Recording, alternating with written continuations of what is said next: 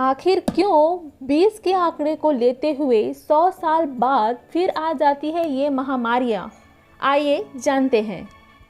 1720 इसे plague of मार्सली की संज्ञा दी गई। यह फ्रांस का एक शहर था जहां प्लेग ने आतंक मचा दिया था और करीबन 1 लाख लोगों को मौत के घाट उतार दिया था।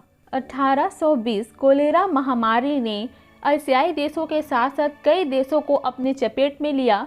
सबसे ज़्यादा ग्रसित होने वाला देश थाईलैंड, इंडोनेशिया, फिलीपींस थे, जिसमें 2.5 लाख लोग मारे गए थे। 1920 यह सन इतिहास के पन्नों पे ऐसा छपा कि मिटाए नहीं मिटा। स्पेनिश फ्लू ने 2.5 करोड़ लोगों को मौत के घाट उतार दिया। इसने प्रथम विश्व युद्ध के प्रतिरक्षा बलों को हिला के रख दिया। 2020 कोरोना वायरस, इसके बारे में कुछ कहने की ज़रूरत है ही नहीं। इसका कहर इतना मचा है कि लोगों का मुंह बंद कर चुका है। इन सभी के बारे में वैज्ञानिकों का कहना है कि ये जानवरों से फैला है। सांप, चूहे, चमगादड़ ने मनुष्यों को काट लिया और उनके खून में ये वायरस फैलते गया।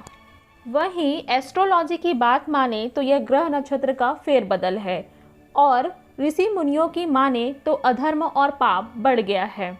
लेकिन किसी भी तरीके से इन महामारियों की गुत्थी का रहस्य नहीं सुलझ पाया है। इस बारे में आपकी क्या राय है, मुझे कमेंट सेक्शन में ज़रूर बताइएगा।